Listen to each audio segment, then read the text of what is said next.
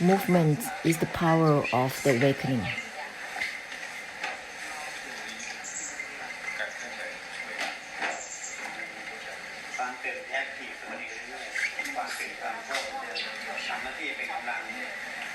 The awakening and the dispersing will do the task of awakening. This is not just awakening. It's like the frog in the coconut shell, awakening out. Everything awakening out.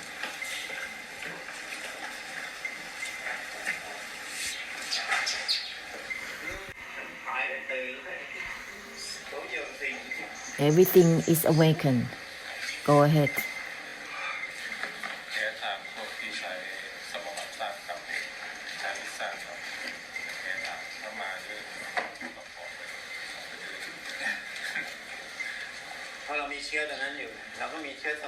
You have the power of samabat, of mindfulness concentration, meditative power. And when you meet one another, when you have the same seat, you should go ahead and take a walk, purify the purification itself altogether.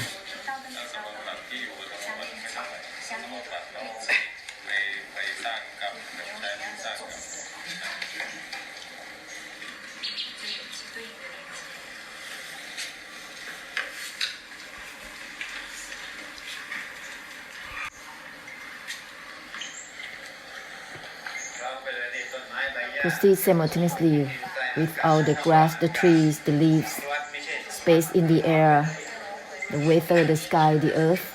Proceed simultaneously, the pebbles, the rocks, sand, soil, not related to relating or not relating, simultaneously with all of these and everything. This will be purifying through the emptiness, facilitating through unwinding and liberation.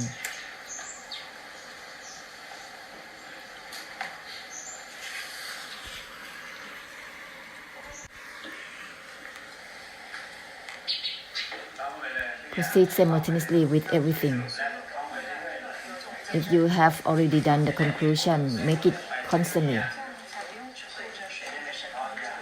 In this way, you will not be specific with your knowing.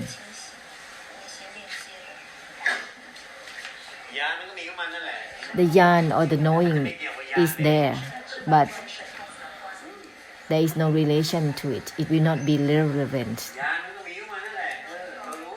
The knower is already there, the yarn is already there, but it will not be relevant to itself, whether it is knowing or not knowing. Automatically, it will not be relevant to itself. Having or not having the yarn, there is no relation to it, no involvement to it.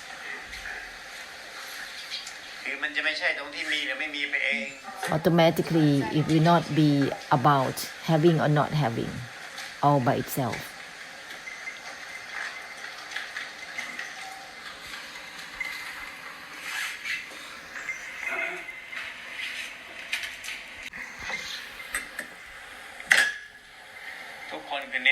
Everyone puts the emphasis on the way, the path, the method of contemplation, of yarn, awareness, or knower. That which has nothing to do with either relating or not relating cannot be using the knower or the yarn with it. That which has nothing to do with either relating or not relating is impossible to use the knower with it.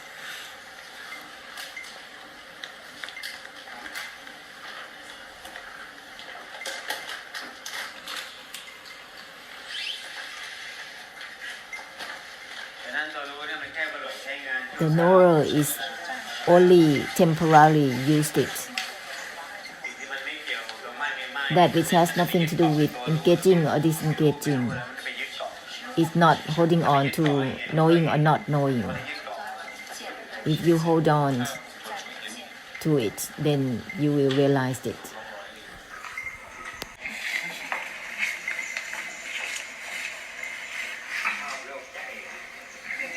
You like to have this kind of symptom of special insight, huh? You're not bored with it, but Long Po having enough of it.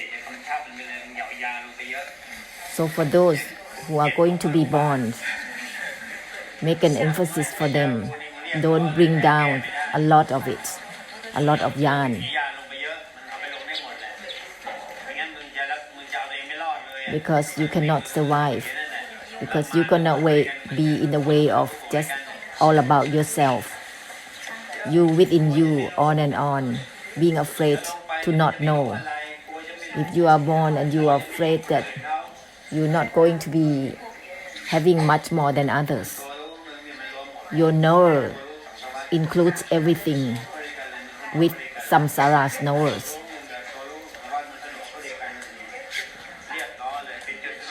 That's the center of all about karmic difficulties of mental karma.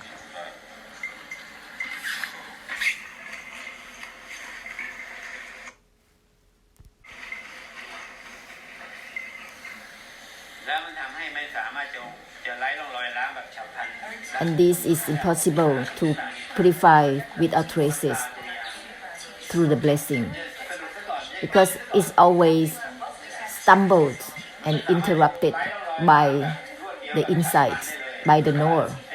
It's impossible to be instantaneous. The knower is always settling up. It's always in the way. It's always being projected.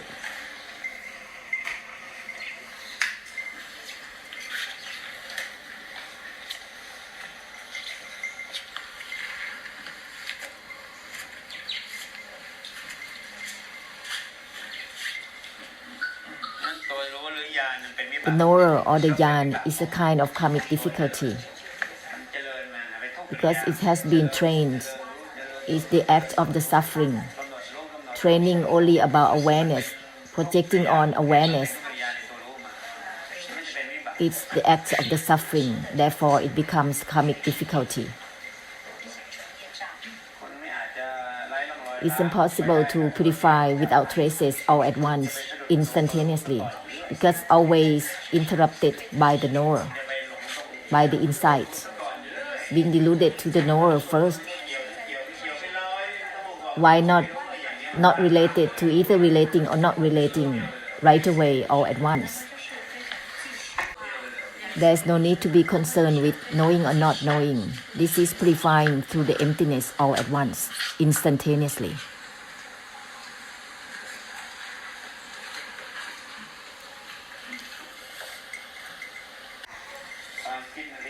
Thoughts can be linked to each other without identity. Any thoughts can be linked to each other without self there.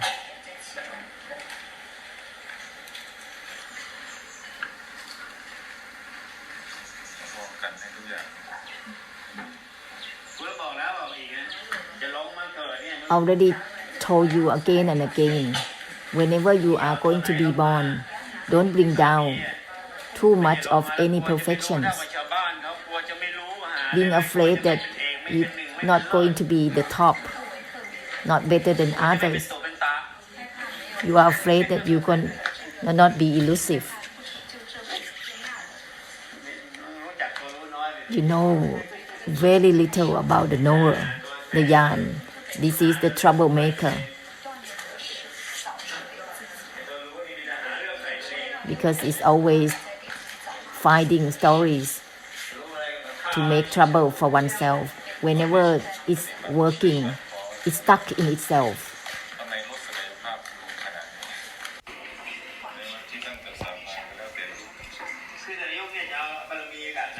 Each period of time, there must be an organization to bring down the perfection according to samsara's situations, to help solve the problems in the samsara. It is not in the way that whatever you have, any kind of perfections you have, just bring down with you. Make it like a pile. Let's bring it down so much, like having wealth or something. You have to consider if you bring down and it's gonna be a burden or not. If you have a lot of perfections, you have to organize well with it. Any kind of perfection will create pitfalls, will create burden. You have to consider it before being born. And those who train the knower or the awareness is gonna be fortunate, because knowing will grab for any information that is received, and this could create insanity.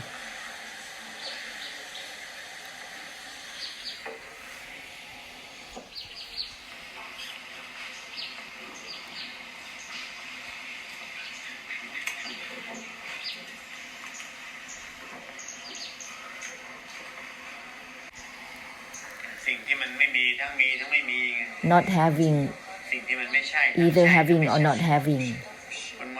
This isn't it. Neither this is it or this isn't it. If you are deludedly having or not having, this is it or this isn't it, you will be circling within just this delusion, on and on. That which has nothing to do with having or not having. Not having, even the not having itself. This is not the system of the whirlpool of opinions and meanings. This is beyond attachment and non-attachment. It has nothing to do with relating or not relating. It's beyond attachment and non-attachment. If you are stuck with just the idea of attachment and non-attachment, you'll be circling within it on and on with attachment and non-attachment. It is opinions and meanings.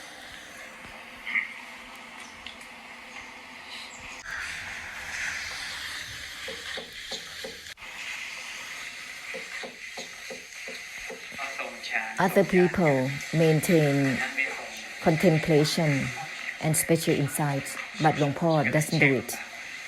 That's why they cannot check Luang Por. Because whenever you maintain all these contemplation, spiritual insights,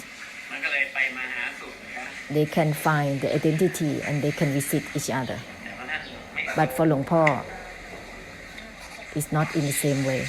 Luang Por doesn't maintain this kind of thing. In order to link with each other, there is just the sound, the voice that is linking, the thought that is linking to each other, that's all. But there is no identity,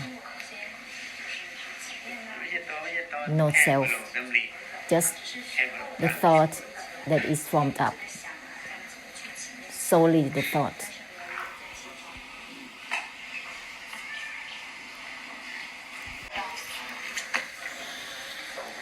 Maintaining mindfulness, maintaining the knower, or whatever, is so exhausting.